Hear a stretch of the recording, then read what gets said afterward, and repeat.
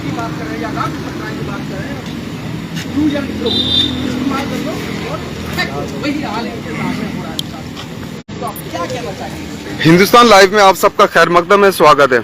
आज हम लोग मौजूद हैं दिल्ली सचिवालय पर, जहां पिछले 15 दिन से जो दिल्ली वक्फ बोर्ड अपने धरने पर है और कई महीनों से लगातार खबरों में है, तो इनके जो मुलाजमीन हैं आज वो दिल्ली सचिवालय अपनी गुहार लेके पहुंचे हैं। उससे पहले ये लोग डिविजनल कमिश्नर के यहाँ पहुंचे थे। तो हम लोग बात करते हैं दिल्ली वक्फ बोर्ड के एम्प्लॉयज से और उनसे जानने की कोशिश करते हैं कि उनके क्या मतलब उनकी जो जाए हैं क्या मसाइल हैं, वो जानने की कोशिश करते हैं। वो लोग क्यों और किस लिए धरने पर हैं, ये जानने की कोशिश करते हैं। चलिए सीधे बात करते हैं यहाँ दिल्ली वक्फ बोर्ड के एम्प्लॉयज जो अभी धरने पर हैं। जी, कब से आप लोग धरने पर हैं और क्यों धरने पर हैं, आप मुझे बताना चाहेंगे? देखिए, हमारे 15 दिन हो गए हैं धरना करते हुए और हमारी थोड़ा तेज आवाज। 15 दिन हो गए हैं हमें यहाँ धरना करते हुए और हमारी तनख्वाहें नहीं आ रही हैं और हमें तकरीबन 3-4 महीने हो गए हैं। तो हम यहाँ इसलिए आए, हम ये दिल्ली सेक्रेटरीट, हम यहाँ केजरीवाल, गहलोत साहब और सिसोदिया साहब से ये कहना चाहते हैं कि एक तरफ तो आप दिल्ली जल बोर्ड के जो एम्प्लॉयज़ होते हैं उनके कॉन्ट्रेक्चुअल को आप परमानेंट के लिए बात करते हैं, और जो आपका आप एक तरफ आप मुसलमानों के मसीहा बनते हैं, और जो यहाँ पे हम मुसलमानों का इदारा वक्फ बोर्ड है उनके कॉन्ट्रेक्चुअल एम्प्लॉय का जो कॉन्ट्रैक्ट है वो 21 तारीख को ख़त्म हो रहा है। आप इसको रिन्यूअल करने के लिए भी अपने मेंबरान जो आपकी दिल्ली सरकार के मेंबर हैं, आपने उन्हें यहाँ भेजा भी नहीं कि एक मीटिंग करके इनका रिन्यूअल करवाएं। आप एक तरफ कहते हैं कि हम मुसलमानों और यहाँ पूरे दिल्ली को हम रोजगार प्रोवाइड करवाएंगे, और एक तरफ आप हमारा रोजगार छीन रहे हैं। ये आपकी कैसी राजनीति है जिसमें हमें नुकसान है? एक तरफा हो के हमने आप लोगों को, सारे मुसलमानों ने आपको जिताया था, और आज यही मुसलमान सड़कों पे बैठा हुआ है, अपने रोजगार के लिए बैठा हुआ है, अपने जायज़ बातों के लिए बैठा हुआ है, लेकिन उसकी भी हमारा कोई नहीं सुन रहा। हम मेंबर के पास जाते हैं वो हमें धत्कारते हैं, हम AA और रेवेन्यू मिनिस्ट्री में जाते हैं जो क्या है दिल्ली सरकार के अंडर में आता है, वो हमें बेइज्जत करके बाहर भगाते थे। हम तनख्वाह बोलते हैं, CO साहब हमारी कुछ सुनते नहीं है। हम धरना देने के लिए बोलते हैं तो कहते हैं हम आपके खिलाफ FIR करवा देंगे, आपको जेल पहुंचा देंगे। कहाँ का इंसाफ है? हम तो हमारे मतलब FIR किस कैपेसिटी में वो FIR कराने की आप धरना मत दिए, हम क्यों धरना ना दे? हमारी तनख्वाहें 3-3, 4-4 महीना लेट होती है, और ये आज पहली बार नहीं है। हमें 10-10 महीना हो जाता है, 4-4 महीना हो जाता है, 6-6 महीना हो जाता है।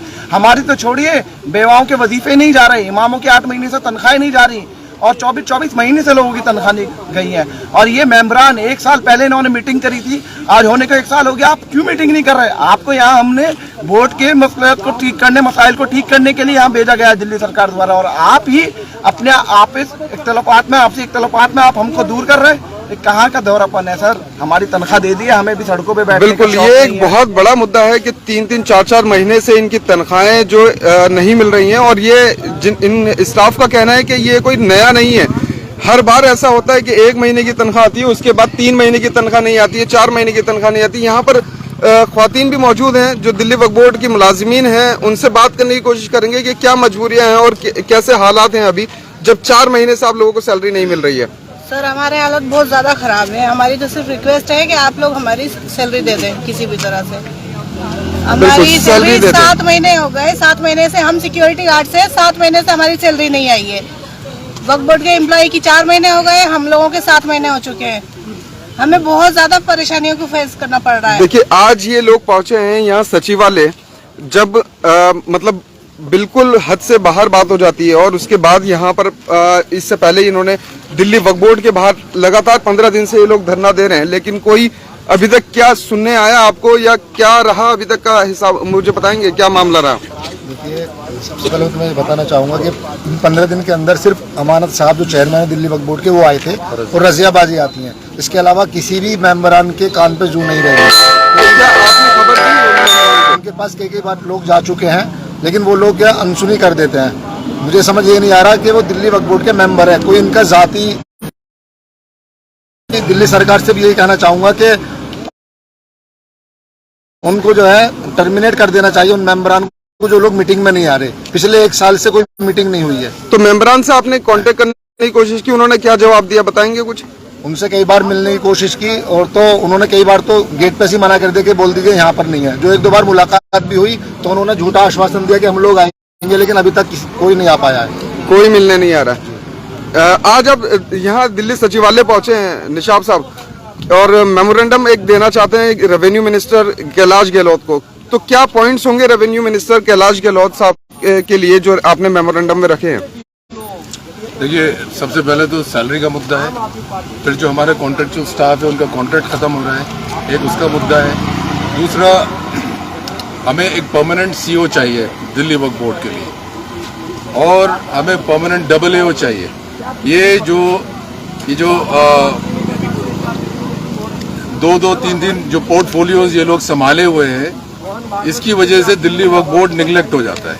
ये लोग आते हैं, इसको एक मेकशिफ्ट, एक अपने लिए एक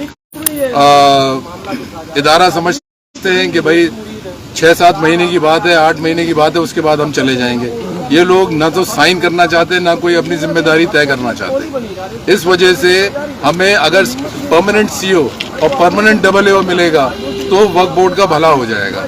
उसके अलावा जो वक्फ बोर्ड के जो एम्प्लॉयज हैं, इनको सैलरी तो मिलती ही नहीं, उसके अलावा उनका प्रोविडेंट फंड कटता नहीं, उनको कोई बोनस नहीं है, उनको कोई फैसिलिटी नहीं है, किसी भी तरह का कोई संरक्षण उनको नहीं मिलता जी। उसकी भी हमारी मांग है कि ये भी हमें मिलना चाहिए और बोर्ड मीटिंग कराई जाए। निशाब साहब, आपने इससे पहले डिविजनल कमिश्नर साहब के यहाँ एक प्रोटेस्ट किया, उसके बाद आज सचिवालय पहुंचे हैं, तो क्या उम्मीद लग रही है और आगे का कदम क्या रहेगा आपका? देखिए, हम बहुत ज्यादा उम्मीद से तो नहीं है कि ये लोग कुछ करेंगे, लेकिन हम लोग रुकने वाले नहीं हैं। इसके बाद अगला ये हमारा स्टेप होगा कि हम जो केजरीवाल का जो दफ्तर है, उसका घर है, उधर जाके घेराव करेंगे। हम लोग अब खामोश नहीं बैठने वाले। 22 तारीख को इनका कॉन्ट्रैक्ट खत्म हो रहा है, ना तो इनको सैलरी मिली, ना ही इनका कॉन्ट्रैक्ट रिन्यू हो रहा। और कुछ बोर्ड मेंबर्स का कहना यह है कि हम लोग रिट में चले जाएं। रिट में क्या, इनके पास तो इतना पैसा नहीं है कि ये पेट्रोल खर्च करके ऑफिस तक आ जाएं, उसके बावजूद भी आ रहे, खाने के इनके लाले पड़े हुए, ये रिट में कैसे जाएंगे?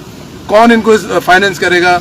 ये बिल्कुल अकेले और तन्हा पड़ गए, इनकी मदद के लिए कोई आगे नहीं बढ़ रहा जी।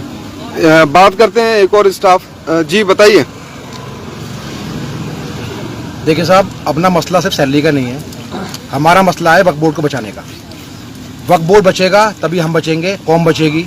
ये इदारा वो इदारा है जो हिंदुस्तान के अंदर कोने कोने में जो लोग ज़रूरतमंद हैं, परेशान हाल हैं, बेवाएँ हैं, बच्चे हैं, यतीम हैं, बीमार हैं, उनकी मदद करने के लिए इदारा बनाया गया था।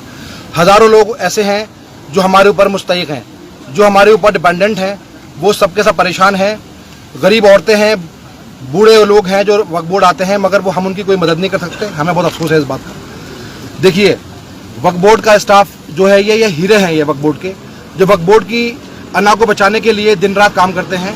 लेकिन हम इतने मजबूर हो गए हैं कि हमारे बच्चों की स्कूल की फीसें नहीं जा पा रही हैं, हम लोगों के पास आने जाने के पैसे नहीं हैं, हमारी जो बेसिक नीड्स हैं वो पूरी नहीं हो पा रही हैं, तो हम उन लोगों की क्या मदद करेंगे? सरकार से गुहार लगा रहे हैं, जहां हमें जाना चाहिए वहां जा रहे हैं, पूरी कोशिश कर रहे हैं हम, और हम उम्मीद करते हैं और हमारी इल्तिजा है और हमारी रिक्वेस्ट है कि हमारी बात सुने और हमारे राइट्स हैं वो हमको दिए जाएं। सैलरी के अलावा हमारे बहुत सारे राइट्स हैं, मेडिकल हमारी हेल्प है जो हमारी होनी चाहिए, हमारी फैमिली के मेडिकल हेल्प होना चाहिए। हम लोग रिस्क लेकर वक्फ बोर्ड की प्रॉपर्टी बचाने की कोशिश करते हैं, लेकिन हमारा कोई माई बाप नहीं है, हमारी कोई सुनवाई नहीं है। हमारे बहुत सारे स्टाफ ऐसा है जो साइट्स पे जाता है, वहाँ गुंडों ने हमारे वक्फ बोर्ड की जगहों पे कब्जे कर रखे हैं, उनसे हम डायरेक्ट जाके वक्फ बोर्ड के लिए हम उलझते हैं उन लोगों को, और वो लोग हमें मारने और पीटने की बातें करते हैं। वक्फ बोर्ड में काम करने वाला हर एम्प्लॉई मेहनत और ईमानदारी से काम कर रहा है, लेकिन हमें उसका मेहनताना नहीं मिल पा रहा है। सैलरी ना मिलना कोई नई बात नहीं है, हमें हमेशा सैलरी से महरूम रखा जाता है। 3 महीने 2 महीने बहुत आम बात है हमारे लिए, हर महीने सैलरी हमें आज तक कभी नहीं मिलती, रेगुलर सैलरी का कोई प्रोसेस नहीं है यहाँ जी। तो कुल मिलाकर बात ये थी कि ये लोग पहुंचे आज दिल्ली सचिवालय, और यहाँ फिलहाल इन्हें रोक लिया गया है कि सचिवालय के गेट पर नहीं जाने दिया गया है। देखते हैं अब इनके आगे के लिए क्या इनके कदम होंगे और या ये धरना कब तक जारी रहेगा। आप लोग हमारे साथ इस पेशकश में जुड़े, आप लोग को बहुत धन्यवाद। Thank you.